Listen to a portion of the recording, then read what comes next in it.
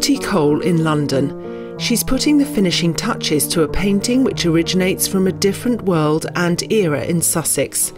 That world is Charleston, the home of the Bloomsbury Group, which included painters Vanessa Bell and Duncan Grant. They were the first of a group of intellectuals to move to Charleston, a farmhouse which they distinctively decorated themselves.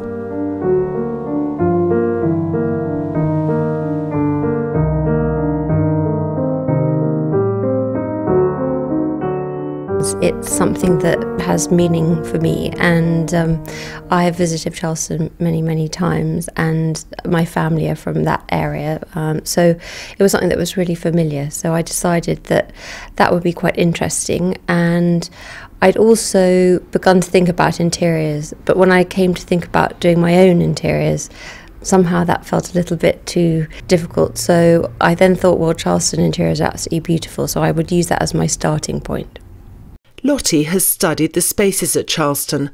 Her method is to take photographs in situ. She then works straight onto canvas, painting in oils. I chose the Vanessa Bell bedroom because as I walk round, to me, the scene that I painted was the most important part of the whole space at Charleston, which is that you would get up in the morning, you would literally go through a door and you would be in your studio. And I suppose for me that would be a sort of absolute dream of how I would work and live. And as I was walking round, I just was really struck by the transition between the two spaces, so I wanted to capture that.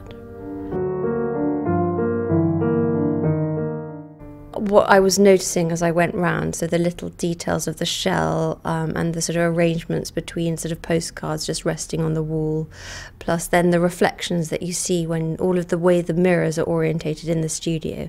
So it's a classic artist studio with mirrors giving you reflection and light. Lottie's studio, like Vanessa's, is an offshoot of the main body of her house. Rather than doing detailed drawings, she uses the photos she's taken as a guide and record of what she saw. Then her own interpretation steps in.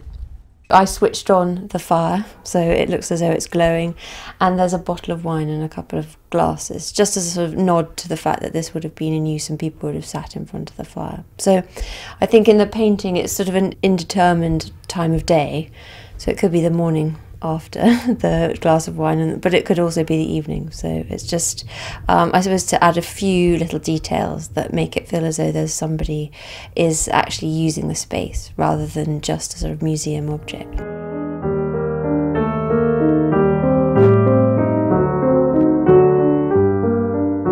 Lottie admires the Bloomsbury Group at Charleston for making their home their own. In the drawing room, her painting, like the room, gives off a comfortable air. All the cushions were embroidered by Duncan Grant's mother. They made their own pottery, paintings, wallpaper and a rug. There's even a self-portrait of Vanessa Bell on the wall. Lottie's also depicted Monk's house, where Vanessa's sister, Virginia Woolf, the writer, lived nearby. Not everything's explained in Lottie's pictures. Some of the details deliberately left to the imagination. I suppose I've quite often in the pictures have not shown a full room, but used mirrors to suggest extra sense of space. So in one of the pictures of the upstairs spare bedroom with the pink armchair, I've got a little detail of some flowers, and then that's sort of, you can just see the corner of the bowl of flowers on the right hand side, just as a sort of, so that you know that there's a whole nother room that you can't see. I think that allows you to sort of enter into the painting and use it as a sort of imaginative springboard.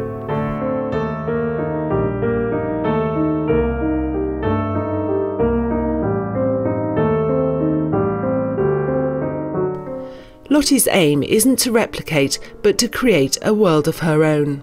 I think the underlying feelings that I want the paintings to evoke are really that it's a space that someone might just have left or could just come back to.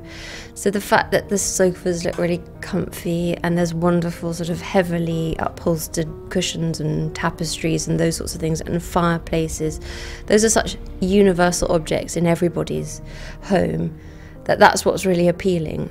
So you can know about all of the background of the story of the people who live there, but equally, if you don't, you'll still think a nice big warm armchair and a fireplace would, it is very interesting and appealing.